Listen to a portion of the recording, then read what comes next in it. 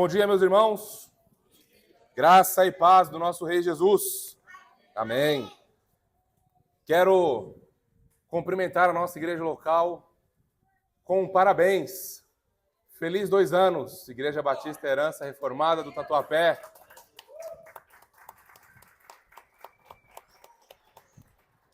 Louvado seja o nosso Deus por, em sua providência, nos sustentar até aqui. E os nossos votos são para que o Senhor continue a nos abençoar e que nós cresçamos cada vez mais em fé, esperança e amor. E sigamos proclamando o Evangelho da graça de Deus com fidelidade aqui nesse lugar onde Ele nos plantou. Obrigado, Hélio. E as nossas celebrações começaram ontem, né, irmãos? Com a nossa conferência, a nossa primeira conferência, e graças a Deus foi um sucesso para a glória do nosso Deus. Os irmãos que nos visitaram elogiaram muito, além do púlpito, né? Os irmãos elogiaram a organização, ficaram maravilhados com a livraria, enfim. Então, que a nossa igreja receba isso como um incentivo para continuar honrando e glorificando o nosso Deus nos mínimos detalhes. Então, irmãos, Deus seja louvado por isso. Obrigado por tudo ontem. Uma palavra necessária para toda a igreja, não é? Quando nós recebermos um pregador, palestrante de fora, e aquilo que ele disser se chocar de alguma maneira com aquilo que nós temos ensinado na igreja local, pergunta para os membros dessa igreja, com quem vocês devem ficar? Não entendi. Exatamente. Joel Bick, Paul Washer, todo o respeito do mundo a esses grandes homens. Mas se eles e nós vamos tentar trazer Joel Bick ano que vem para cá, esses grandes homens vierem aqui, subirem nosso púlpito, pregarem e ensinarem qualquer coisa contrária àquilo que nós temos ensinado, os irmãos devem priorizar aqueles que passam as madrugadas orando pela alma de vocês. Aqueles que têm os seus joelhos calejados e que estão sangrando, pelejando pela alma de vocês. Tá bem? Então, quando surgir alguma dúvida, algo estranho, os irmãos nos procurem, como aconteceu, não é? E foi bem rápido. Então, a gente achou por bem trazer essa palavra para toda a igreja, tá certo? Se houver alguma coisa que nós precisemos corrigir, nos adequar, louvado seja Deus, nós temos muitos bons livros, muita boa literatura, tá bem? Os irmãos podem ficar tranquilos, pois nós temos nos esforçado para ler, para estudar, dentro das nossas limitações, obviamente, mas qualquer coisa que nós entendamos que estejamos de acordo, caminhando longe das Escrituras, os irmãos podem ficar tranquilos, que nós vamos sentar, vamos debater, vamos estudar e vamos trazer uma palavra pública para a igreja. Tá bom? Não, entendemos que não é o caso de absolutamente nada do que foi dito ontem. Tá bom? Então os irmãos já têm recebido uma boa teologia sobre família, já estão sendo bem discipulados, já sabem o que é um culto familiar, o papel da mulher, o papel do homem, os filhos, etc. Então qualquer coisa mínima que venha se chocar com o que a gente disse, os irmãos podem continuar crendo e aplicando aquilo que nós temos feito na nossa igreja local. Tá bom? Qualquer dúvida, estamos à disposição dos irmãos. Dito isso, meus irmãos, hoje é uma ocasião muito festiva, porque hoje é o dia do Senhor, não é? Hoje é o dia do Senhor e, portanto, eu tomei a liberdade de nós meditarmos em um outro texto bíblico hoje pela manhã, não é? Colossenses, voltamos na semana que vem, permitindo o nosso Deus. Hoje, eu quero pedir para que você abra sua Bíblia em Hebreus. Carta de Paulo aos Hebreus, capítulo 2. Nós vamos fazer a leitura dos versos 16 a 18. Hebreus, capítulo 2, versos 16 a 18. E eu tomei a liberdade, irmãos, de boa parte deste sermão eu tomei de um amado irmão puritano, escocês, jovem puritano, Robert Murray McCheyne. Então, eu me inspirei em muito do que ele expôs sobre esse texto. Não é o sermão dele, tá bom? Que nós veremos agora, mas tem muito dele aqui nesse texto, nessa exposição, tá bem? Então, estou dizendo isso para dar crédito aos irmãos, não é? Para não receber glória e qualquer coisa que não seja meu, tá bem? É um sermão adaptado de Robert McCheyne. Não é o sermão dele, mas é um sermão que eu adaptei. Eu trouxe meus insights e minhas percepções exegéticas nesse texto, mas eu preciso dizer isso para você dar crédito e honra, né, ao nosso irmão do passado e louvar a Deus pelo breve vulto que ele foi. Depois pesquise o jovem puritano escocês Robert Murray McCheyne. Apesar de ter sido jovem e ter morrido bem cedo, ele fez muito pelo reino de Deus, mais do que eu, 14 anos já fiz. Mais do que nós, talvez, já fizemos também. Tá bem? Então, dito isso, vamos para Hebreus 2, 16 a 18 e vamos ler essa porção da palavra do nosso Deus. Diz assim a Escritura, Hebreus 2, de 16 a 18. Pois ele, evidentemente, não socorre a anjos, mas socorre a descendência de Abraão. Por isso mesmo, convinha que, em todas as coisas, se tornasse semelhante aos irmãos, para ser misericordioso e fiel, sumo sacerdote nas coisas referentes a Deus, e para fazer propiciação pelos pecados do povo. Pois, naquilo que ele mesmo sofreu, tendo sido tentado, é poderoso para socorrer os que estão sendo tentados. Vamos ao nosso Deus em oração, irmãos. Pai Santo, te damos glória, Senhor, te damos honra, louvor, adoração, por tudo que o Senhor tem feito em nossas vidas, em nossa igreja local, em nossas famílias. Te louvamos, Senhor, por esses 2 anos que a Tua graça tem nos sustentado. Nessa hora, Senhor, rogamos a Ti e apelamos à Tua graça iluminadora para que compreendamos, Senhor, essa porção da Tua palavra em Hebreus 2, 16 a 18, que possamos nos deliciar, que possamos nos alegrar, possamos ser edificados e consolados e fortalecidos e exortados, Senhor, e amar mais ao Teu Filho Jesus por meio dessa porção da Tua palavra. Nós rogamos assim, Senhor, para que pecadores sejam edificados, para que pecadores sejam justificados e para que hoje os nossos filhos também, Senhor, pela Tua graça soberana em seus corações, tenham um encontro santificador e salvífico com o Teu Filho Jesus. Nós oramos assim apelando ao poder do Teu Espírito Santo que opera tudo em todos, segundo a Tua vontade eficaz. E nós nos entregamos ao Senhor, ó Pai, cônscios de que o Teu Filho Jesus, nosso grandioso sumo sacerdote, que socorre a descendência de Abraão, que socorre e é poderoso para fortalecer aqueles que estão sendo tentados, nós temos a plena certeza de que Ele será honrado e glorificado nesta manhã.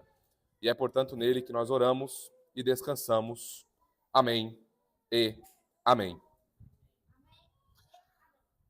Irmãos, essa introdução que eu trago a vocês tem um título. O título dessa breve história é A História do Bombeiro que Entrou no Prédio em Chamas. A história do bombeiro que entrou no prédio em chamas. Conta-se que em uma cidade dos Estados Unidos, um prédio pegou fogo. Fogo muito intenso, fogo muito forte.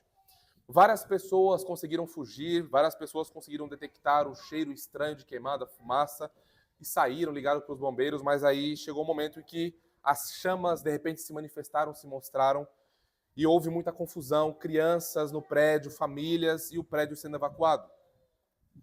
E aí aconteceu que uma criança de aproximadamente 7 anos de idade, aproximadamente, tá? Estava presa no último andar do prédio. E ela não conseguia sair. Não é? Eram chamas para tudo quanto era lado. Ela estava presa, cercada pelas chamas. E aí então os bombeiros, quando chegaram, pegaram as escadas externas, tentaram subir e tudo mais, e aquela coisa toda. E aí então eles enfrentaram a fumaça, o calor do fogo intenso, o calor extremado, o risco deles morrerem. E aí então eles entraram. Enquanto outros tentavam decidir o que fazer para socorrer aquela criança, o desespero para socorrer aquela vida. Um dos bombeiros, sabendo exatamente o que aquela criança estava vivendo, pois ele mesmo, na infância, se encontrou em uma situação semelhante, preso pelas chamas, no último andar da sua casa, ele, sem pensar 2 vezes, eu vou salvar aquela criança. E ele foi, subiu nos andares com o rosto queimando, queimou a roupa, queimou os braços, perdeu um dos olhos, a roupa toda pegando fogo, mas ele foi. Chegou até o quarto, pegou aquela criança no colo, envolveu em um cobertor e desceu com ela até conseguir sair com a menina viva e entregá-la nos braços de sua mãe. Ele conseguiu salvar aquela criança, apesar dos danos que ele recebeu em seu corpo. E ele fez isso porque ele sabia exatamente o desespero que aquela criança estava sentindo, pois ele esteve há alguns anos na mesma situação. Irmãos, o que acontece aqui é que Cristo, ele não apenas nos salva, mas ele também se entrega, ele passa pelo fogo, ele vai até onde precisa ir, recebe em sua carne o que precisa receber para salvar pecadores como nós, que estavam prestes a serem consumidos pela chama da ira de Deus. Jesus é esse bombeiro, portanto, que vem ao nosso socorro, pois ele sabe o que é estar envolto em chamas, pois ele sabe o que é ser homem, e, portanto, ele pode socorrer aqueles homens que estão sendo atacados e estão fracos em sua vida cristã. Guardem isso. Jesus não apenas morreu por seu povo, mas ele caminhou cada passo de sua vida e obra para socorrer seu povo em cada tentação e fraqueza. A afirmação teológica do nosso sermão é: Cristo assumiu plenamente a nossa condição humana. E ele é o sumo sacerdote misericordioso, que expia o nosso pecado e socorre os que estão sendo tentados. Mais uma vez, para você guardar. Cristo assumiu plenamente a nossa condição humana. E ele é o sumo sacerdote misericordioso que expia o nosso pecado e socorre os que estão sendo tentados. Nesses textos que nós acabamos de ler, nesses poucos versículos que lemos, nós vamos considerar a misericórdia do nosso sumo sacerdote em 3 movimentos, tá bem? São 3 movimentos, os 3 pontos do nosso sermão. Nós vamos considerar a misericórdia de Cristo na sua encarnação, verso 16. Vamos considerar a misericórdia de Cristo na sua identificação conosco, verso 17. E vamos considerar a misericórdia de Cristo na sua obra sacerdotal, verso 18. Bem simples, né? Cada ponto sustentado por um versículo. 16, 17 e 18. O título do nosso sermão é Cristo Jesus, o nosso sumo sacerdote misericordioso. Cristo Jesus, o nosso sumo sacerdote misericordioso. Crianças, atenção, todas vocês agora, resumo do sermão para vocês. Então, atenção, hein? Atenção. E depois eu quero receber aquele desenho bem bonito que vocês sempre fazem ao final de cada sermão, tá bem? Eu guardo comigo esses desenhos, tá bom? Daqui a 30, 40, 50 anos, se eu ainda estiver vivo, eu vou ler esses desenhos, ou eu vou olhar para esses desenhos e vou lembrar de cada um de vocês. Então, lembrem, façam o desenho e coloquem o seu nome e a data, tá bom? Porque daqui a pouco o tio Léo já não está com a memória muito boa, não é? Daqui a 10, 5, 20 anos, então, eu não sei, não quero nem imaginar como que eu estarei se o senhor não me guardar. Mas coloca a data, tá bom? O seu nome, para que o tio Léo possa, daqui a alguns anos, lembrar desse seu desenho, dessa ocasião, tá bom? As palavras, ou a palavra, para ser pesquisada nessa semana, pequenos, é misericórdia, tá bom? Misericórdia. Então, vamos ao resumo do sermão para vocês, tá bom? Ó, imagine, quem aqui, crianças, ó, quem aqui já se machucou alguma vez? Levanta a mão. Tim, Mark, quem mais já se machucou? A Bibi ali, o Noah. Quem que tá ali levantando a mão do lado da Carol, que eu não tô vendo? Moisés. Pedrinho já quebrou o dente no parquinho. Quem mais? Todo mundo, né? Aqui o Jonatas, o Pedrinho também. Então, a Heleninha ali. Quem que tá levantando? O Luquinhas. Todo mundo, né? Catarina. Eu quase falei Dora. Tô confundindo, ela se parece. A Catarina, a Dora. Então, todo mundo já se machucou, né? Todo mundo já teve uma experiência de sofrer nesse sentido. Seja batendo a cabeça, caindo, machucando o queixo, quebrando o dente, caindo da bicicletinha, chutando o chão, né? Arrancando o tampão do dedo, enfim. Mexendo onde não deve em casa, aí cai, se machuca, né? Não ouve papai e mamãe, aí... Enfim, então, quando aconteceu isso, e você chorou, e você se machucou, para quem que você correu? Quem lembra? Correu para quem? Alguém correu para a vovó, outros para a mamãe, outros para o papai, outros para alguém, né, em que você confia. E você correu para eles por quê? Porque você procurou segurança, refúgio. Eu sei que a minha mamãe, meu papai, eu sei que eles vão me socorrer. Né? Eu estou aqui desesperado, machucado, sofrendo, chorando, e meu papai e minha mamãe vão me consolar. você foi para eles porque você os ama. Não é? E aí, Jesus, que nós vamos aprender hoje, e que com Jesus é exatamente assim. Que quando a gente está triste, quando a gente está desesperado, quando a gente até está machucado, não é? Chorando com medo, Jesus também pode, assim como os nossos papais, nos consolar. Ele pode nos socorrer, ele pode cuidar de nós. Só que o cuidado de Jesus Cristo é ainda muito melhor do que o cuidado dos nossos papais, não é? Jesus, ele já foi criança como vocês, sabia? Jesus já foi um bebezinho, Jesus já foi um bebezinho, Jesus cresceu como você, Jesus já teve a sua idade. Então ele já sentiu dor, ele já ficou triste, ele chorou por um amigo que morreu, ele chorou por pessoas que se machucaram, ele chorou, ele ficou cansado, ele se sentiu sozinho. Então Jesus passou por todas essas experiências que vocês também passam, com exceção de uma coisa: ele não pecou. Vocês, pequenos, estão mortos em delitos e pecado. Jesus nunca pecou. E é por isso que Jesus pode cuidar de vocês de uma maneira que papai e mamãe não conseguem. Como? Ele pode perdoar os pecados de vocês. Ele pode dar vida eterna para vocês. Por isso que vocês pequenos têm tanta dificuldade em obedecer papai e mamãe. Por isso que quando a vontade de vocês não é feita, vocês ficam bravos, vocês gritam, vocês choram, vocês batem na parede. Querem bater no papai e na mamãe, querem bater no amiguinho, querem bater no irmão. Por quê? Porque vocês têm algo que Jesus nunca teve, que é o pecado. E é por isso que ele pode salvar vocês dos seus pecados. E é isso que nós vamos aprender hoje. Que Jesus, quando você ficar triste, quando você ficar irado, quando você desobedecer papai e mamãe, lembre disso, Jesus pode te ajudar. Jesus pode perdoar o seu pecado e mudar o seu coração e dar a você uma disposição amorosa para que você obedeça a papai e mamãe. Então a frase que eu quero que a gente repita, crianças, prestem bem atenção, a frase que eu quero que a gente repita é a seguinte, ó, tio Léo vai falar primeiro e depois a gente fala junto, tá bom? Ó, a frase é a seguinte, para vocês guardarem.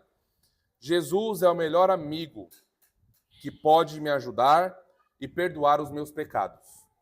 Tá bom? Vou falar mais uma vez e a gente fala junto, tá bom? Só as crianças, ó. Jesus é o melhor amigo que pode me ajudar e perdoar os meus pecados. Amigo que pode me ajudar e perdoar os meus pecados. Tá bom? Então guardem isso, tá bom? Guardem isso desse sermão, que Jesus, portanto, é o melhor amigo de vocês e ele pode perdoar os pecados de vocês e cuidar muito bem de vocês, tá bom? Irmãos, Cristo, o nosso sumo sacerdote misericordioso, é o título do nosso sermão. E agora nós vamos entrar, portanto, no primeiro ponto do nosso sermão. Nós vamos considerar a misericórdia de Cristo, nosso sumo sacerdote, na sua encarnação. Tá bom? Então deixa sua Bíblia aberta aí e vamos lá para o versículo 16. Versículo 16 de Hebreus, capítulo 2, entrando agora na exposição do nosso texto. Tá bom? Antes de nós avançarmos para as explicações mais profundas desse texto, nós precisamos definir misericórdia. Não é? Porque a misericórdia é a palavrinha-chave que aparece nesse sermão aqui, ao lado de sumo sacerdote, que é o nosso Senhor Jesus Cristo. E misericórdia, portanto, é Deus, essa é a definição mais clássica, tá bem? A definição mais usual, mas eu fui um pouquinho além dela, tá certo? Deus, misericórdia é Deus não nos tratar segundo a nossa miséria. Deus não nos tratar segundo os nossos pecados. Deus não nos dar aquilo que merecemos em ocasião dos nossos pecados. Mas continua. Misericórdia não é simplesmente sentir pena de alguém. Sabe quando você vê alguém numa situação muito triste, muito difícil? Não estou falando necessariamente de pessoas em situação de rua, mas às vezes você olha pessoas, você olha casamentos de pessoas, você olha a vida de pessoas, você olha a situação degradante da pessoa e você fala, puxa, que pena que eu tenho daquela pessoa. Não é esse o sentimento. Tá bom? O sentimento de pena é outra coisa. Misericórdia é o amor que age em favor de alguém profundamente carente de socorro e ajuda, mas que não merece. Misericórdia é um amor que faz o bem em favor de alguém profundamente carente de socorro e ajuda, mas que esse alguém não merece socorro e ajuda. Dando uma definição mais cristológica para a gente. Misericórdia é o coração de Cristo se movendo em direção ao pecador para salvá-lo. Ficou mais cristológico, não é? É o coração de Cristo se movendo em favor de pecadores miseráveis que merecem condenação, mas Cristo vem, portanto, em direção a esses pecadores para salvá-los. Isso é misericórdia, tá bem? O que nós vamos considerar aqui agora, olhando detidamente para o verso 16, é que Cristo demonstra, portanto, a sua misericórdia em sua encarnação, não é? Ao assumir a humanidade, ele sendo Deus, ele não assumiu a natureza dos anjos. Esse é o primeiro subponto aqui, tá? Ele demonstra a sua misericórdia na encarnação, não assumindo a natureza dos anjos. Olha lá o versículo 16, ó.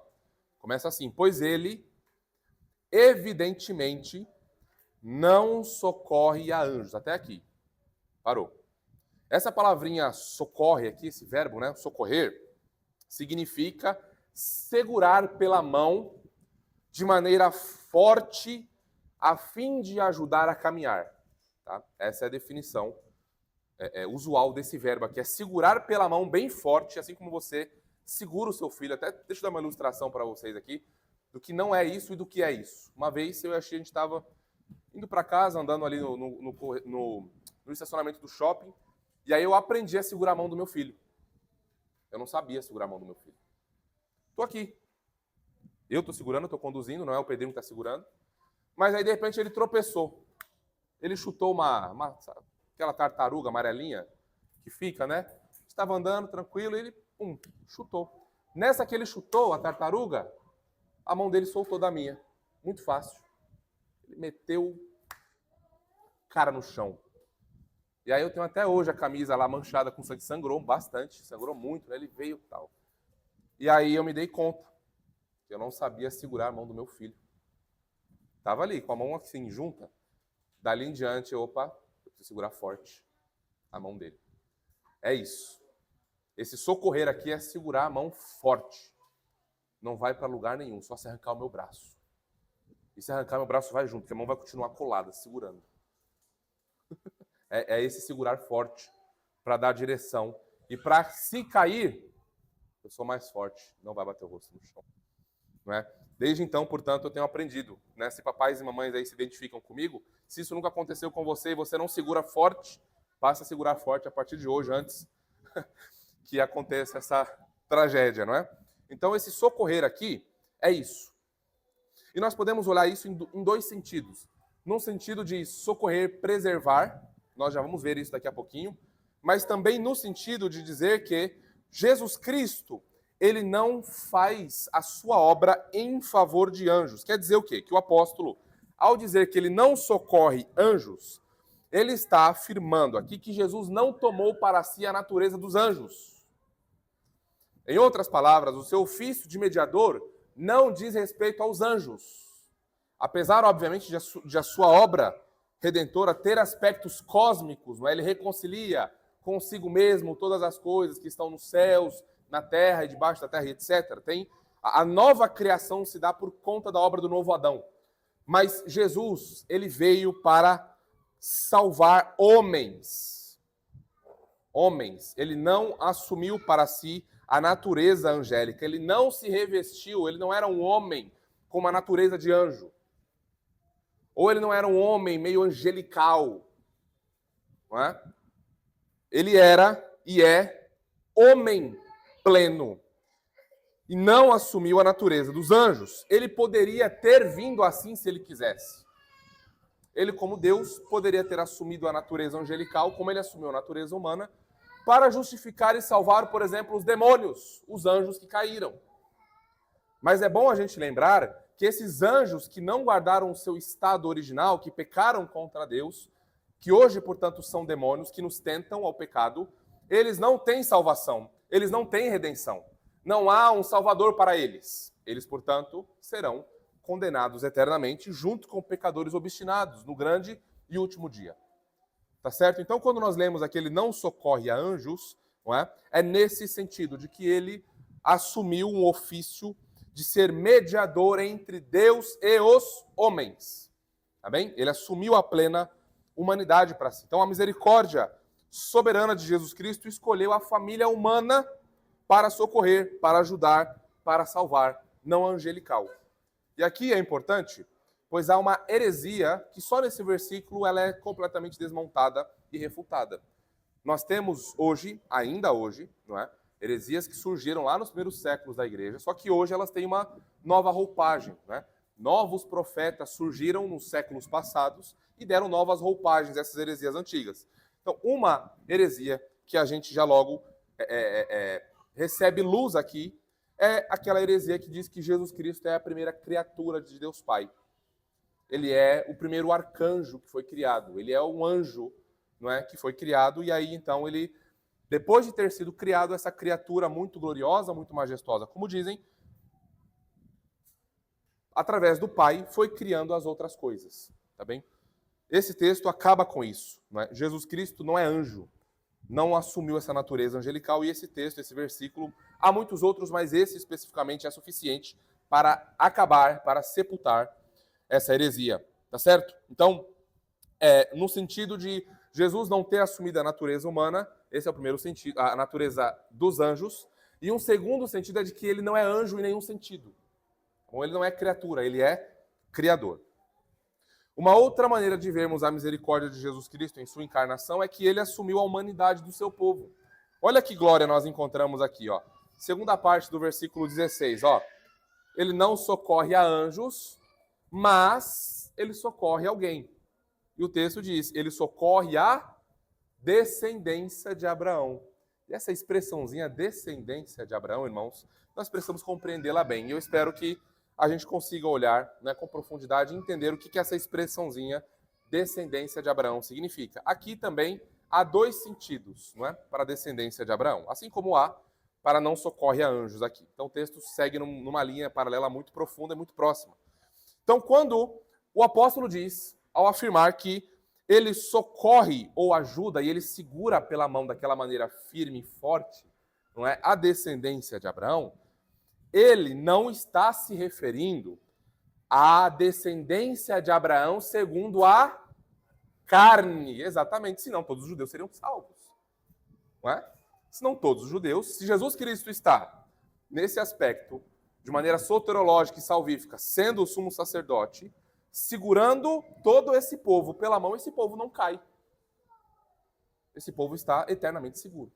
Então, descendência de Abraão no Novo Testamento, e isso é importante para nós enquanto batistas reformados e aliancistas, que nós permitimos que o Novo Testamento tenha prioridade ao interpretar o Antigo. Isso é importante para nós, tá? Isso é muito importante para nós.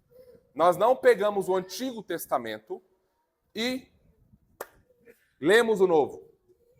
Nós pegamos o Novo, levamos a luz dele para o Antigo e aí temos plena compreensão do que o Antigo Testamento quer dizer sobre alguns termos. Esse é um deles. Porque senão o que resta para nós é dizer que todos os judeus são salvos. Universalismo judaico, né? Acabamos de criar o universalismo judaico. Então não é esse o ponto, tá?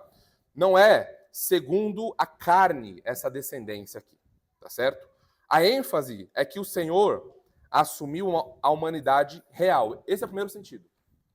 Jesus Cristo assumiu a humanidade de descendência humana.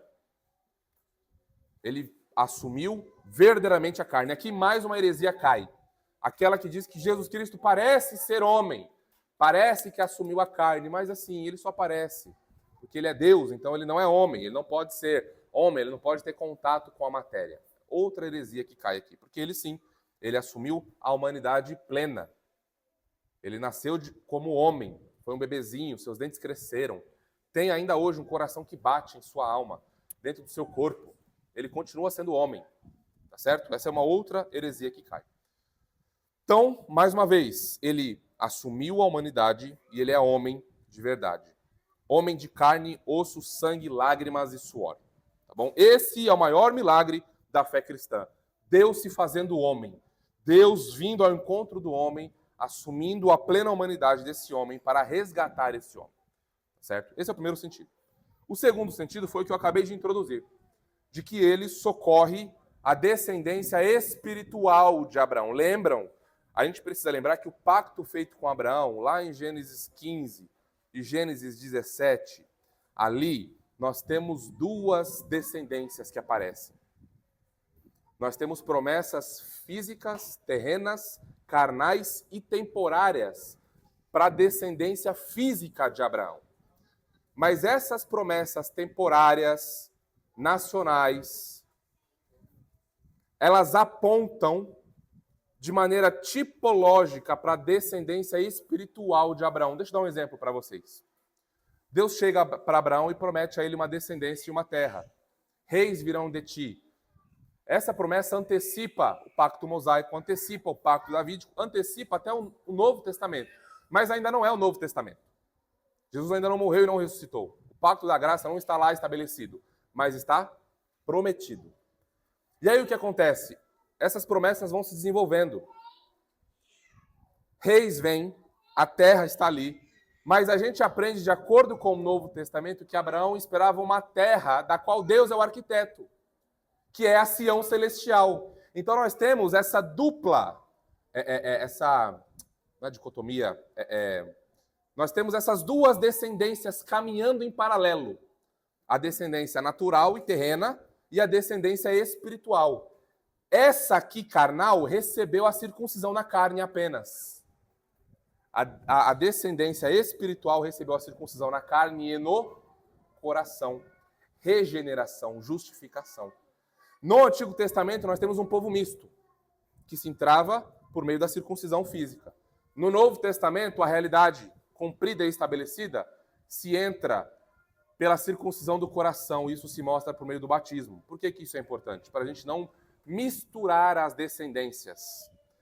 Há um pacto distinto. O novo pacto não é uma nova administração dos pactos antigos. Fazer isso é confundir Moisés com Jesus. Fazer isso é confundir Levi com Jesus. Fazer isso é confundir Davi com Jesus. Tá bem? Nós não podemos fazer isso. E é por esta razão que a nossa membresia enquanto igreja local é uma membresia que a gente chama de regenerada. As pessoas que entram no pacto da graça são pessoas que manifestam a circuncisão do coração por meio de uma vida que demonstra piedade, justificação, e aí então elas recebem um sinal externo do pacto, que é o batismo. Por isso que nós não batizamos os nossos filhos, até que eles mostrem que os seus corações foram circuncidados pela graça. Isso pode ser o mais cedo possível. Nós não somos aqueles batistas que só a partir dos 12 anos. Não. Quando nós oramos aqui, eu creio piamente que o Espírito soberano de Jesus Cristo pode regenerar o Noah nessa idade. E que, obviamente, quando ele for crescendo, os pais observando, ele vai professar a sua fé. Nós não queremos que é só a partir dos 14, 15, tem batistões assim, né? Aqueles mais old school, aí da geração passada. Nós não queremos assim. Nós queremos na graça soberana de Deus. O Mica pode ser regenerado. Nós oramos por isso. O Mateu pode ser regenerado, o Antônio pode ser regenerado, pequenininhos. Nós oramos por isso. Oramos diariamente por isso, oramos no culto por isso e devemos crer que Deus pode fazer isso. Não é? Nós somos batistas diferentes e glória a Deus por isso. Né? Então, irmãos, é importante a gente considerar o que o Novo Testamento fala sobre aqueles que são descendência de Abraão. Veja, por exemplo, Gálatas 3, 7. Tá? Sabei, pois, que os da fé é que são filhos de Abraão. Mais claro do que isso, os da fé. Então, o Novo Testamento ele precisa ter essa prioridade de interpretação para nós, senão a gente cai no erro do dispensacionalismo e outros erros por aí afora no campo teológico, tá bem? Óbvio que esses erros não são heresia, tá, irmãos? Mas são erros que vão impactar a nossa membresia da igreja, por exemplo, quem a gente aceita na membresia, quem a gente batiza e tudo mais. Então, aqui, para a gente enfatizar, aqueles que Cristo socorre, que são chamados de descendência de Abraão, são os eleitos de Deus de todos os tempos. De Gênesis a Apocalipse, de Gênesis até o fim desta era.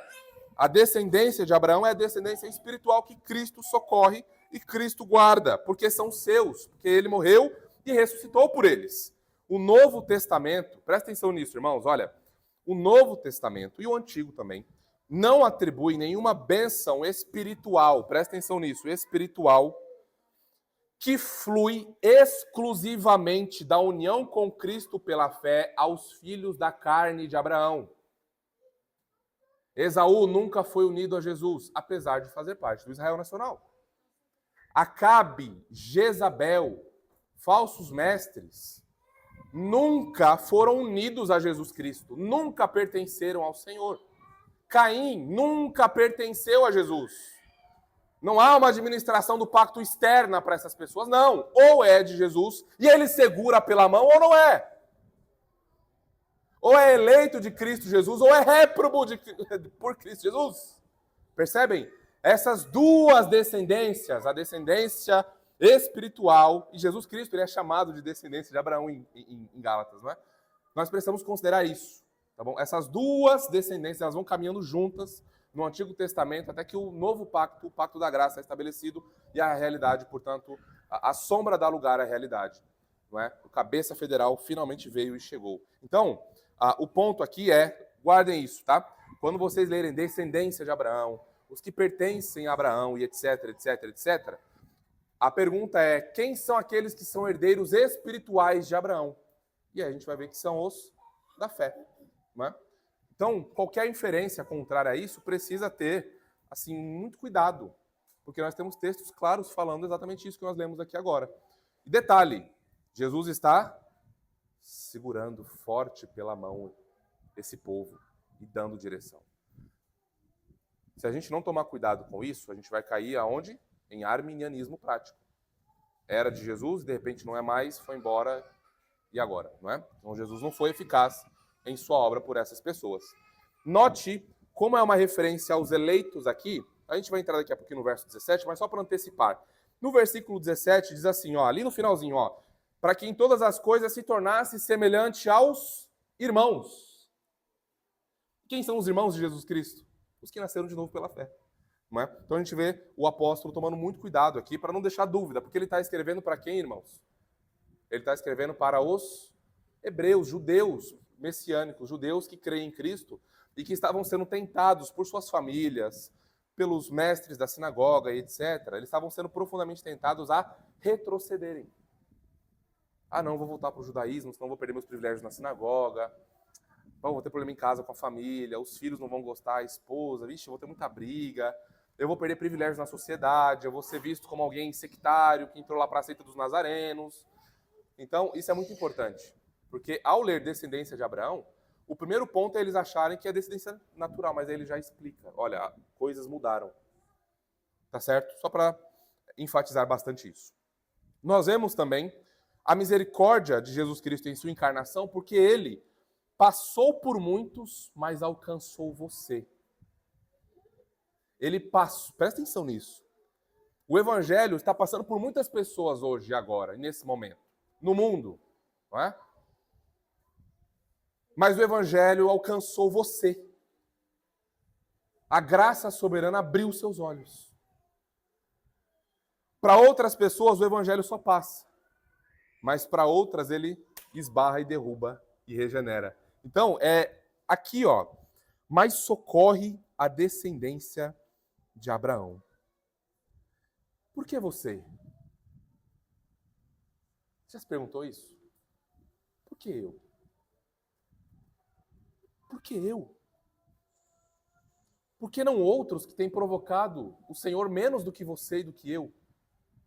Eu provoquei tanto o Senhor, irmãos, caminhando 22 anos da minha vida, amando o mundo e o pecado.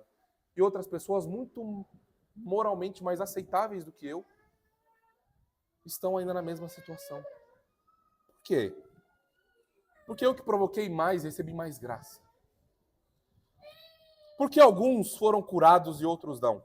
Porque alguns foram purificados e outros não. Porque alguns têm sido transformados e outros não. A resposta é, não está em você. Você não é a resposta.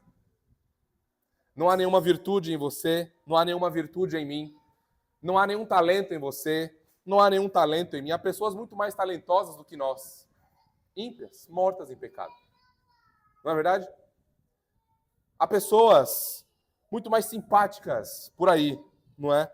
Mas a resposta é que a graça soberana de Cristo nos alcançou única e exclusivamente por meio do sumo sacerdote fiel, e o seu nome é Jesus Cristo.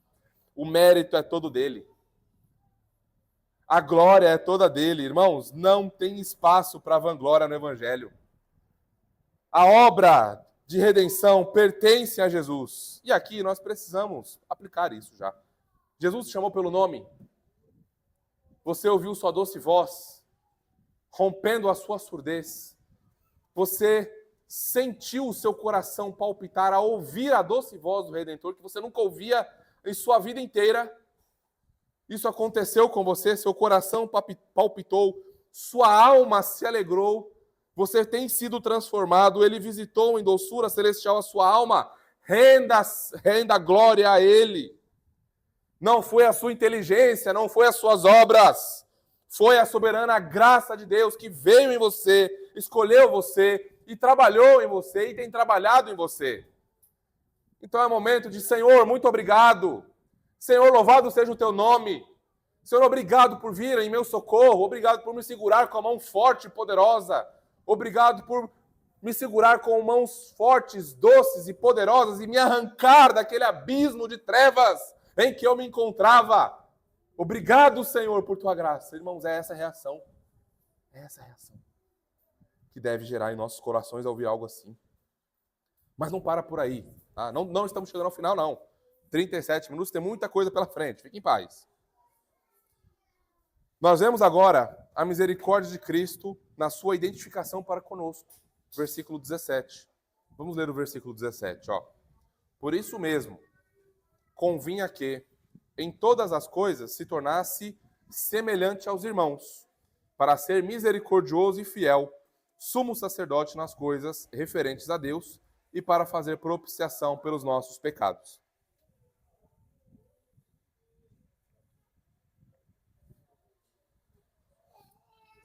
Como que nós vemos a misericórdia de Jesus Cristo na sua identificação para conosco? Vendo que Jesus experimentou todas as fases normais da vida humana, com exceção, mais uma vez, do pecado. Vejam, ele nasceu, ele foi um frágil bebê.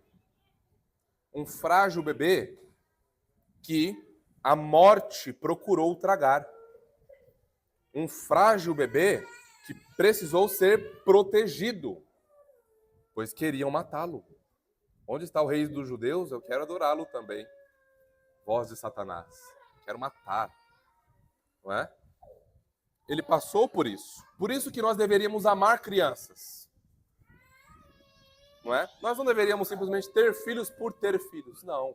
Isso é moralismo, tá, irmãos? Isso é moralismo. O Evangelho diz assim: devemos amar e ter filhos porque o nosso Redentor se fez bebê. E foi uma criança. E veio para nos justificar dos nossos pecados. Por isso que é muito estranho, com todo o cuidado do mundo que eu vou dizer aqui, tá? É muito estranho cristãos não gostarem de crianças. É muito estranho.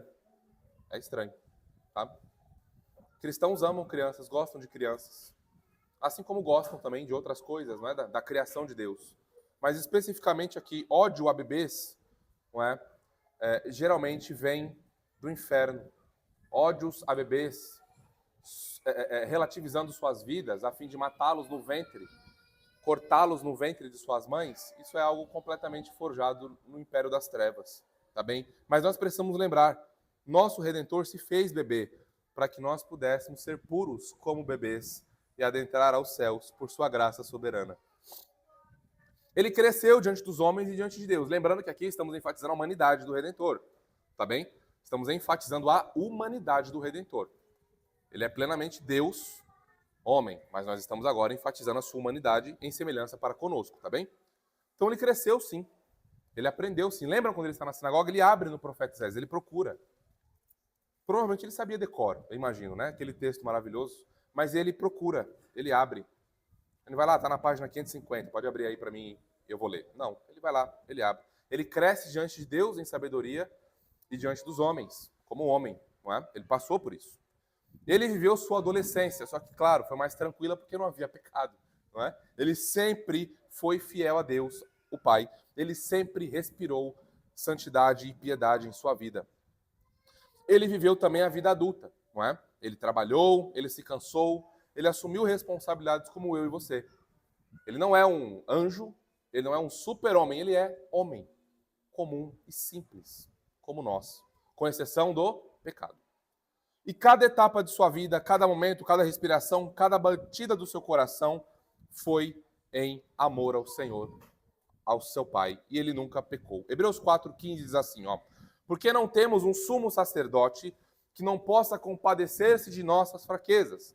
Antes foi ele tentado em todas as coisas, porém sem pecado, uma natureza santa, preservada do pecado. Nós também vemos a misericórdia do Senhor em sua identificação para conosco, em que ele experimentou dores comuns da vida. E aí, se você quiser aprofundar mais do que esse sermão se pretende aprofundar, tem poucos exemplares lá. Pegue a vida emocional do Senhor Jesus Cristo, tá bom? Pega lá, na livraria. Vai aprofundar esses aspectos que eu estou só passando por alto aqui. O versículo 17 diz, pois convinha que em todas as coisas se tornasse semelhante aos irmãos. Então, como nós mencionamos, ele trabalhou. Ele não tinha onde reclinar a cabeça. Ele teve fome, ele teve sede, ele foi rejeitado, ele foi abandonado, ele foi traído, ele foi zombado, ele foi espancado, ele chorou, ele foi afligido com dores profundas em sua alma e ele também passou pelo luto. Ele perdeu pessoas, ele perdeu amigos, ele passou pelo luto. Então notem que não há nenhum aspecto da vida do nosso Redentor que nós estejamos fora. Ele em tudo nos representa. Ele em tudo ele não é alguém que está distante de nós, mas pelo contrário. Ele é alguém que está cada vez mais perto de nós, nos chamando para si, né? Compreendendo a nossa realidade, a nossa dinâmica e as nossas debilidades. Nós vemos também Cristo experimentando tentações profundas em sua vida. Prestem atenção aqui, ó. Ele é semelhante em todas as coisas aos irmãos. Ele teve uma família. Você tem problema familiar? Quem tem problema familiar aqui, levanta a mão. Eu estou com a mão levantada porque eu tenho problema familiar. Não é? Ele teve problema familiar também. Olha só. Ele teve uma família que não cria nele, que zombava dele, que o rejeitava em certos aspectos. Sua familiar, você se identifica? Ele recebeu ataques ferozes de Satanás em seu estado de humilhação. É importante a gente dizer que todas essas tentações que o Redentor recebeu foram tentações externas. Tá certo? É como ele no deserto, em Mateus 4. Olha, está em jejum 40 dias. Ó, está com fome, né, Jesus? Transforma essas pedras em pães. Então, as tentações que vinham eram tentações externas. Joga-te daqui abaixo. Por que isso é importante? Para nós, de alguma forma, não macularmos o nosso Redentor, sugerindo que alguma tentação pudesse, ou poderia, ou surgiria de seu próprio coração, tá? Isso nunca existiu, jamais existirá. Porque se existisse, não é? Os desejos pecaminosos já são pecado. A tentação bateu. Beleza, a tentação veio. A tentação não é pecado em si mesma, mas ela veio, bateu, e eu já pensei, já desejei, pequei. Se isso acontecesse em alguma medida com o nosso Redentor, alguém precisaria salvá-lo. Não é? O Salvador precisaria de um Salvador. Então, o nosso Redentor ele é profundamente imaculado, santo e perfeito. Então, essas tentações, sim, foram reais, foram verdadeiras, foram profundas, mas nunca partiu do seu próprio coração, não é? Que esteve, portanto, sempre unido ao Pai e sempre sustentado pelo Espírito. Jesus na cruz, naquela ocasião terrível e profundamente misteriosa, ele perde na sua humanidade o senso da bondade divina, não é? Não houve rompimento nenhum com a Trindade, não houve separação nenhuma. Deus o Pai jamais o abandonou, tá certo? Mas ele, como Davi, passando por momentos de profunda aflição, leiam lá o Salmo 22 depois, Davi começa o Salmo, Deus meu, por que o Senhor me abandonou? Os inimigos, a tristeza, as aflições, mas Davi está onde? Está orando. Davi está orando. Ele percebe por conta das situações, das aflições, que Deus o abandonou, mas Deus está lá e ele sabe disso, mas ele está fraco. E Jesus Cristo, em sua humanidade, ao receber os pecados dos eleitos em si, toda a ira do Pai sobre si, toda a condenação sobre si, a sua humanidade. E se ele não fosse Deus, ele não suportaria isso. Por isso que nós precisamos de um Redentor que seja Deus, homem. Não é? E naquela ocasião, o Salmo 22 ecoa, um salmo messiânico, provando que não era sobre Davi, absolutamente aquele salmo, mas era sobre o Redentor. E ele diz, Deus meu, por que me desamparaste? Não é?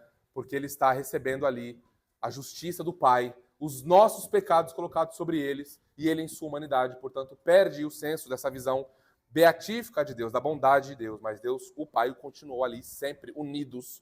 Pai, Filho e Espírito, único Deus verdadeiro, sempre unidos, inclusive nesse momento, que é muito mal interpretado por aí. Tá certo? Então, será que você, em algum momento da sua vida, aflição, pecado, tribulação, perseguição, emprego, filhos, vida financeira, você está um caos na sua vida, será que você um dia já não pensou, poxa, eu acho que Deus me abandonou? Poxa, eu acho que Deus virou as costas para mim. Mas em Cristo, irmãos, isso nunca acontece. Nunca acontece. Porque Deus agora nos trata segundo a nossa união com o Filho. Nós somos justificados pela graça. E em Jesus, nós jamais seremos reprovados pelo Senhor. Mesmo quando Ele manda juízos temporários sobre nós. São juízos temporários amorosos. São juízos temporários dizendo, vocês são meus. Vocês não podem caminhar do jeito que vocês querem. Eu os comprei, vocês devem a mim, as suas vidas. E aí vem a mão pesada, a vara da correção, mas porque nós somos filhos. Irmãos, eu vou no parquinho brincar com o Pedrinho, agora não mais, eu ia todo dia. Os meninos, quando eu volto, eles estão dormindo, a gente vai para casa e tal. Mas vocês sabem que eu ainda procuro manter uma rotina de sempre com eles no parquinho. Eu vejo lá tanta coisa, assim, crianças quase batendo em seus pais. Quem me segue lá vê, às vezes eu pego uns insights, né? Crônicas do parquinho, né? Quem sabe eu escrevo um livro sobre isso. Mas eu vejo crianças lá quase batendo em seus pais, crianças quase matando umas às outras lá. Eu não corrijo as outras crianças. Não corrijo. Eu vejo aquilo e falo, misericórdia, essa criança daqui a 5 anos, como for adolescente, terrível. Quando tem oportunidade eu chamo, né? O pai, a mãe, a avó para conversar, ou o cuidador que está ali. Mas eu não corrijo as outras crianças. Eu corrijo os meus filhos. Os meus filhos eu corrijo, porque eles são meus filhos. Eu sou o pai deles. É meu dever corrigi-los, discipliná-los, educá-los. Não tenho jurisdição sobre os filhos dos outros, sobre os meus. Então, uma coisa que a gente deve pensar, irmãos, é se nós temos caminhado em trevas, em pecado, não temos confessado e temos nos alegrado em caminhar em trevas de maneira obstinada e não há nenhuma correção acontecendo, nós precisamos nos perguntar se de fato somos filhos. Porque os filhos são corrigidos. Cedo ou tarde, os filhos são corrigidos. De maneira mais branda, ou de maneira mais dura, ou de maneira mais firme, mas nunca sem amor. Então, vejam, nós, unidos a Jesus Cristo, temos sempre a paternidade do Pai para conosco. É sempre, os céus estão abertos para nós.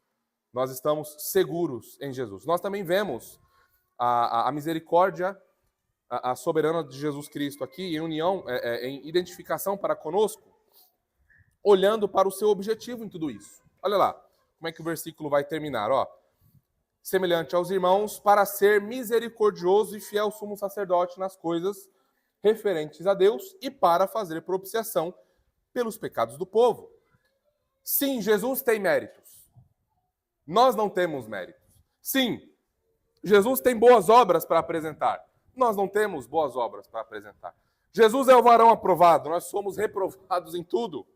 Ele conquistou, nós perdemos.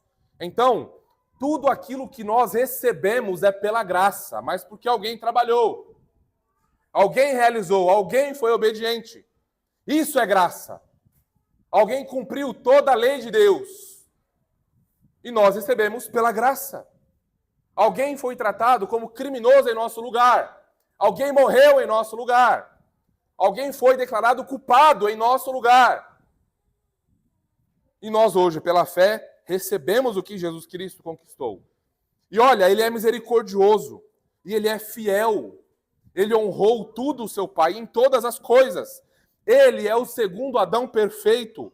É o que faz propiciação pelos nossos pecados. Ele que não tem pecado nenhum, foi feito o pecado por nós, para que fôssemos feitos justiça nele. Irmãos, todos nós aqui, e alguns ainda, e se você está nessa configuração, você precisa pensar na sua vida, refletir sobre a sua vida, precisa urgentemente pedir que o Senhor visite você em graça. A sua vida eterna depende disso. A sua eternidade depende disso, mas todos nós aqui éramos criminosos. Todos nós quebrávamos a lei de Deus e amávamos quebrar a lei de Deus. Mas Jesus, irmãos, Jesus não. Jesus não. Jesus amou a piedade, amou o Pai desde o primeiro respirar, desde que ele era nenenzinho, assim que ele saiu do ventre de Maria. A sua respiração é piedade, santidade, amor a essas coisas. Ele sendo o próprio Deus. E aí, quando cremos nele, irmãos, por causa dos méritos dele, tudo isso nos é dado. Tudo isso nos é comunicado. E ele faz, o texto diz, propiciação. Propiciação é nada mais, nada menos do que aplacar a ira de alguém que está irado com você. Você brigou com alguém. Você está irado com a pessoa está irada com você. De repente vem alguém e faz uma propiciação. Um sacrifício que reconcilia ambas as partes. As duas partes estão brigadas. E aí, então, há esse sacrifício propiciatório que reconcilia as partes que estão em briga. É um sacrifício, portanto, essa palavrinha era usada no Novo Testamento por diversas religiões do primeiro século para dizer que as divindades estavam iradas com os homens. E aí, portanto, um sacrifício precisava ser feito. E era esse sacrifício de propiciação, propiciatório, não é? Um sacrifício que visava, portanto, reconciliar partes que estavam separadas, não é? E Jesus, irmãos, ele não oferece um sacrifício. Ele não faz como os sumos sacerdotes do Antigo Testamento.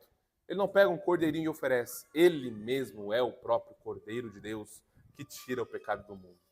Ele mesmo se entrega. Ele mesmo é o sacrifício agradável ao Pai para que nós pudéssemos ser reconciliados com Deus para sempre. Ele é esse sacerdote que não entra apenas uma vez ao ano para fazer sacrifício, interceder pelo povo. Ele está exatamente agora à destra do Pai, intercedendo por nós diariamente. E ele não está apenas carregando, não é, um objeto com os nomes das tribos em seu peito. Ele está carregando o nome dos seus eleitos em seu coração, segurando forte as suas mãos para que eles não se percam. O nosso Catecismo Batista Maior, que já lemos na nossa liturgia, na pergunta 44, diz assim: como Cristo executa o ofício de sacerdote? Resposta: Cristo executa o ofício de sacerdote, oferecendo-se a si mesmo, uma vez por todas, como sacrifício sem mácula a Deus, para satisfazer a justiça divina e ser reconciliação pelos pecados do seu povo, fazendo contínua intercessão por eles. Depois você pode ler Hebreus 7, 25 e 9, 24, que falam exatamente sobre isso. Aplicando o que nós vimos até aqui, irmãos. Sabe aqueles momentos que a gente diz assim, ninguém sabe pelo que eu estou passando? Já falou isso? Quem já falou isso? Deixa eu ver. Todo mundo, né? Quem nunca falou isso, ninguém sabe. Ah, você está dizendo isso porque você não sabe pelo que eu estou passando. Ninguém tem noção pelo que eu estou passando. Quando você for falar isso de novo, faça uma leve correção. Porque há alguém que sabe sim. Há alguém que sabe sim. Ele sabe o que é chorar. Quando você chorar, lembre-se disso. Jesus sabe o que é derramar lágrimas. Lembre disso. Quando você for tentado pelo pecado, lembre, seu Redentor também foi tentado pelo pecado. Quando você for ferido injustamente, falarem mal de você e etc, e você vai ver. Lembre-se, Jesus Cristo também foi tratado injustamente. Foi blasfemado, falaram mal dele. Quando você for traído por alguém, lembre-se, Jesus Cristo sabe o que é traição. Quando você for desprezado por familiares, lembre, Jesus sabe o que é desprezo familiar. A gente poderia ficar aqui até amanhã, só fazendo essas comparações. Tudo isso, irmãos, para a gente ver que Jesus não é apenas o nosso Salvador. Ele não só está interessado em salvar as nossas almas dos nossos pecados. Ele nos ama mais profundamente. Ele se compadece das nossas fraquezas e fragilidades e nos chama para termos comunhão com Ele.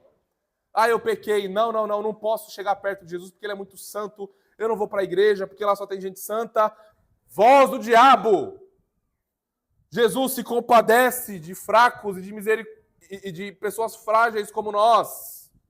Você caiu está triste, está abatido, vá a Ele. Ele está chamando você para si, não para longe dele.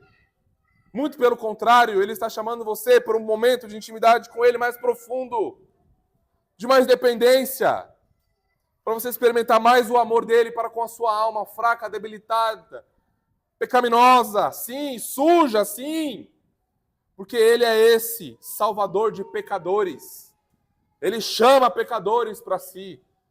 Ele não tem nojinho de pecadores, não. Ele abraça os pecadores. E a sua santidade maravilhosa e o seu amor transforma esses pecadores para sempre. A sua justiça justifica esses pecadores para sempre. Esse é o nosso Redentor Jesus. Então você está fraco, você está abatido, você está debilitado. Lembre da gloriosa manifestação do seu Redentor em seu favor.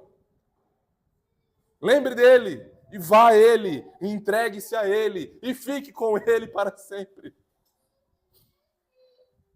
Agora indo, irmãos, para o nosso último ponto. Porque Cristo viveu por nós, morreu por nós, como vimos agora,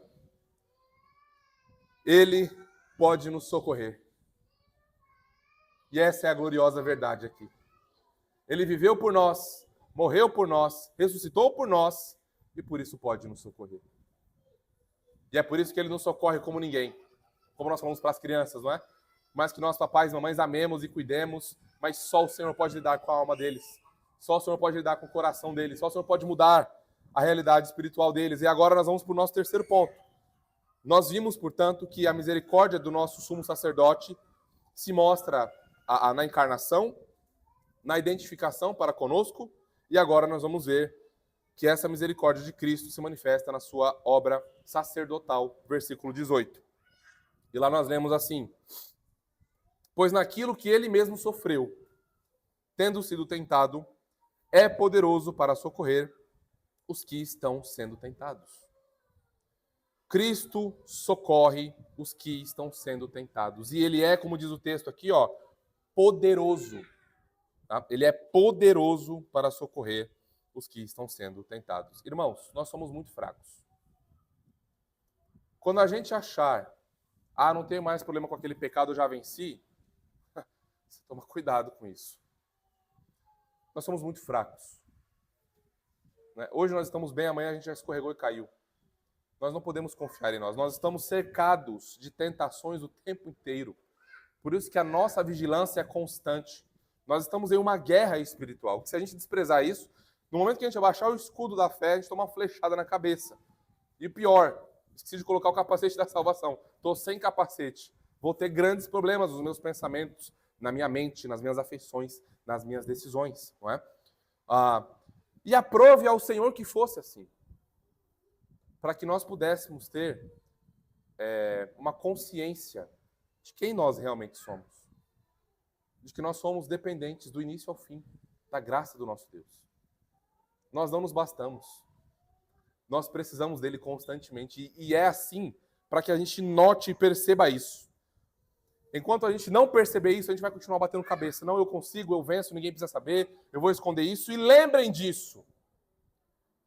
O pecado gosta de ficar nas profundezas, escondidinho. Não, foi só uma queda, fica tranquilo. Não precisa falar para ninguém.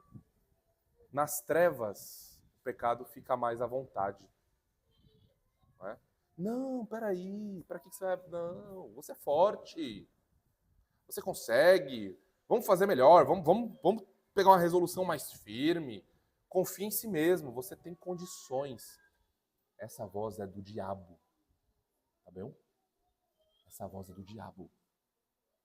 Qualquer esforço, incentivo que venha para que você confie em si mesmo, para qualquer coisa na vida cristã, é a voz da serpente.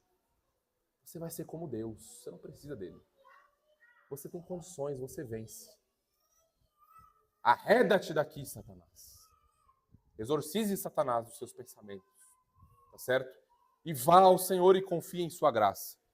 Não podemos esquecer disso, irmãos. Nós somos gratos pela obra do Evangelho em nosso favor. E também devemos ser gratos pelas tentações, porque elas nos lembram de que se o Senhor não nos guardar, se o Senhor não nos segurar, nós estamos lá. caídos e prostrados. Mas a boa notícia é que Jesus sabe lidar com tentação, irmãos. E sabe vencê-la. Como homem que é. Por isso que o chamado para nós nesta manhã é olharmos para o nosso Redentor e saber que Ele se compadece de nós. Ele sabe o que é ser homem. E as mulheres, Ele sabe o que é ser homem. Ele sabe o que é ser humano. Então nós podemos ir a Ele, rasgar os nossos corações, dizer: Senhor, assim como o Senhor foi tentado em todas as coisas, eu me achego a Ti. Me fortaleça nisso, Senhor. Quero Te honrar. Tenho fracassado, tenho caído, me ajude. Você tem uma igreja à disposição de você para te auxiliar, para te aconselhar, para te discipular. Tem irmãos piedosos que te amam, que vão dar a sua vida por você, que vão te ligar nas madrugadas, que vão te visitar nas madrugadas, que vão ligar para você quando necessário for, que vão gastar tempo investindo em oração pela sua vida. Irmãos interessados em você. E nós vemos em tudo isso a boa mão e o cuidado do Redentor para conosco. Lembra disso. Não temos um Redentor distante de nós. Nós temos um Redentor muito presente, muito real, que nos chama para a comunhão mais profunda com Ele. Nós temos um Redentor que sabe consolar o que está triste. Nós temos um Redentor que sabe fortalecer quem está fraco. Nós temos um Redentor que sabe iluminar o confuso. Nós temos um Redentor que sustenta aquele que está sendo tentado. E nós temos um Redentor que intercede por aquele que caiu e o levanta com suas mãos graciosas. Por isso que nós lemos em Hebreus 4, de 14 a 16, o seguinte: tendo, pois, a Jesus, o Filho de Deus, como grande sumo sacerdote que penetrou os céus, conservemos firmes a nossa confissão, porque nós não temos um sumo sacerdote que não possa se compadecer das nossas fraquezas. Antes, foi ele tentado em todas as coisas, a nossa semelhança, mas sem pecado. E agora vem a exortação: acheguemo-nos, portanto, confiadamente ao trono da graça, para que recebamos misericórdia e graça em ocasião oportuna. Socorro e graça em ocasião oportuna.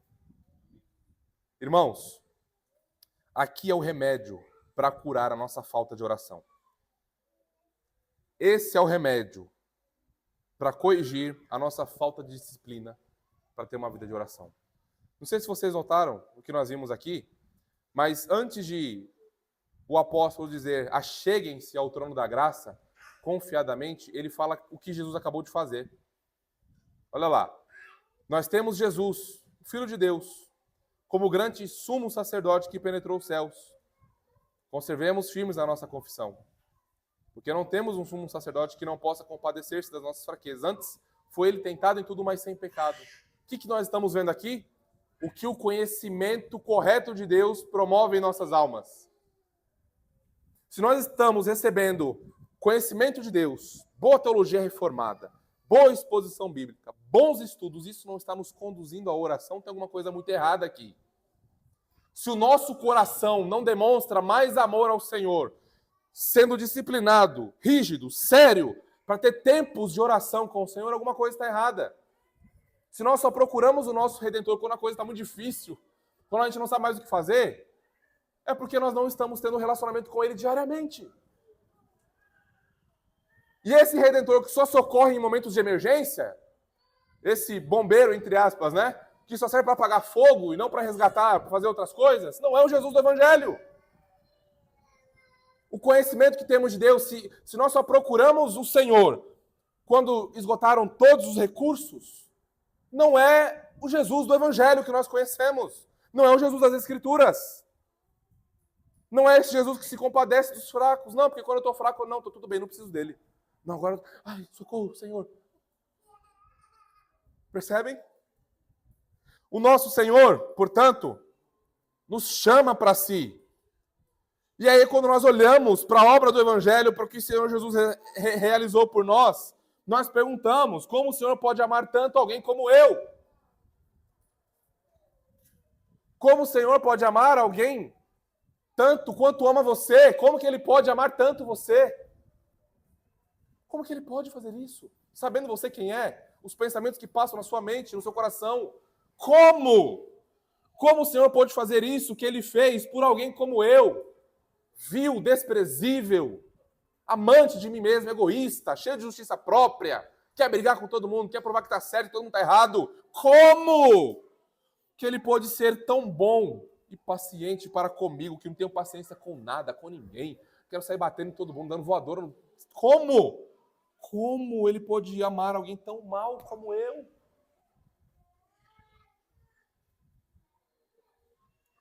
E aí, portanto, aí a gente vê os céus abertos. E esse chamado para nós. Acheguem-se confiadamente, ousadamente, ao trono da graça. Porque o trono da graça é para vocês. Fracos, miseráveis, mas que tem um Redentor no céu, que se compadece de você. Aqui está, irmãos, o remédio para isso.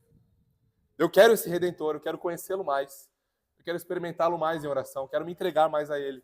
É esse Redentor que eu quero, é desse Redentor que eu preciso. É desse Redentor que você precisa, que quer se relacionar conosco, que nos ama, que nos chama cada vez mais para si, para se revelar cada vez mais. Esse Redentor com o seu coração profundamente amoroso em nosso favor. Indo para o final, irmãos, nós temos um sumo sacerdote fiel que tem poder para nos socorrer. É difícil quando nós vemos o poder do pecado, não é? Quando nós perdemos um parente, um amigo, um pai, mãe, um irmão, filho, filha. É muito difícil.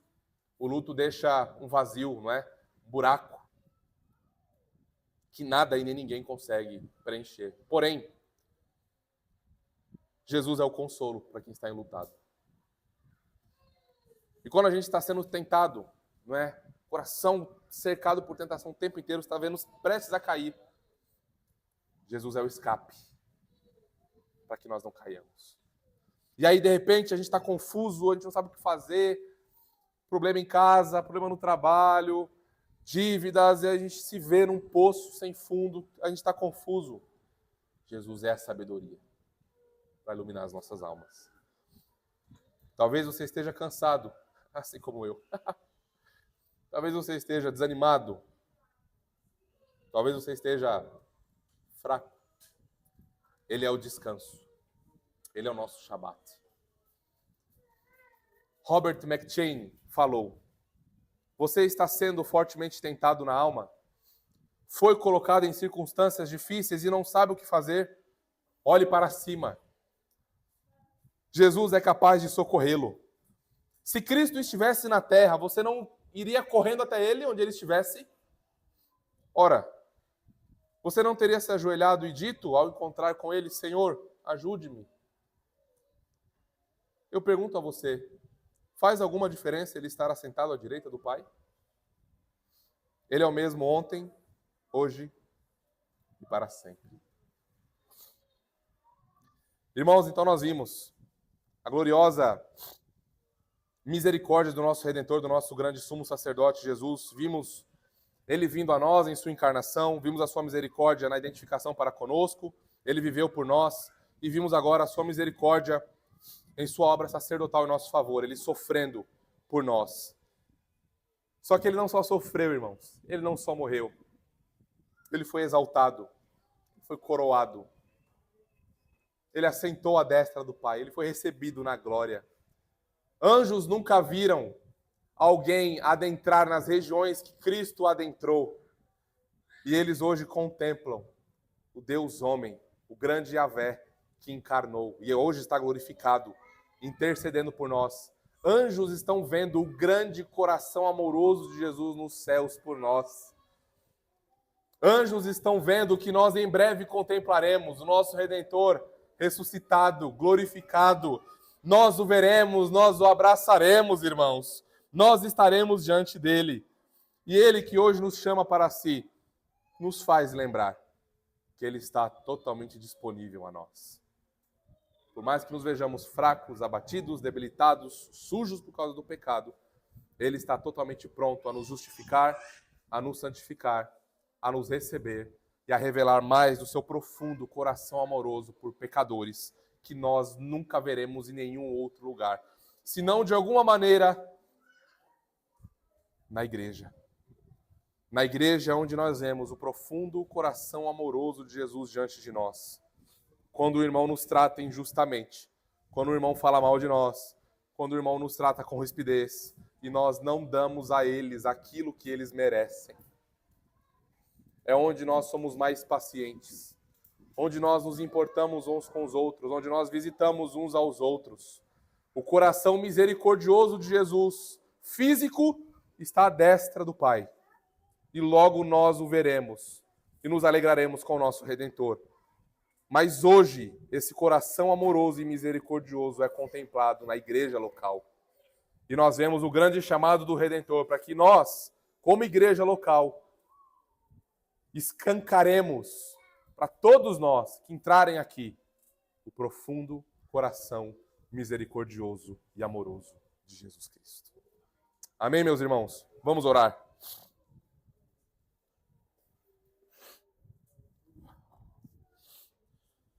Pai Santo, nós te louvamos, Senhor, e te agradecemos pelo teu Filho Jesus. Ah, como o Senhor é soberano em graça, Senhor. Ó Deus, muito obrigado, muito obrigado. Bendito Jesus, te louvamos e ficamos maravilhados em ver como o Senhor se fez como um de nós, tomando para si a humanidade, nascendo como um de nós, vivendo como um de nós, padecendo como um de nós, para nos fazermos semelhante a Ti, santos, inculpáveis e livres de acusação. Obrigado por nos socorrer em nossos pecados. Obrigado por nos socorrer nas tentações. Obrigado por nos consolar nas aflições. Nós te adoramos, pois, ó Senhor poderoso, não apenas porque o Senhor nos salvou, mas também porque o Senhor continua a nos amar e a cuidar de nós de maneira tão especial e tão próxima. Seja exaltado, ó misericordioso e fiel sumo sacerdote das nossas almas. Nós te amamos, ó Cristo Jesus, nós te amamos, Senhor, e queremos nos entregar cada vez mais a Ti, queremos conhecer cada vez mais ao Senhor. Então aqui estamos nós, ó Deus, nos entregamos a Ti, então venha cada vez mais sobre nós, para que possamos nos deleitar no conhecimento experimental do Senhor, a fim de que o nosso coração experimente essa segurança e esse seu cuidado para conosco para sempre. Senhor, obrigado por mais um ano da nossa igreja, que nesse novo ano a nossa esperança, a nossa fé e o nosso amor no Senhor sejam cada vez mais fortalecidos para a Tua própria glória, no poder do Teu Espírito. Ó Trino Deus e Senhor das nossas vidas, muito obrigado. E nós oramos gratos e exultantes em Jesus. Amém e amém.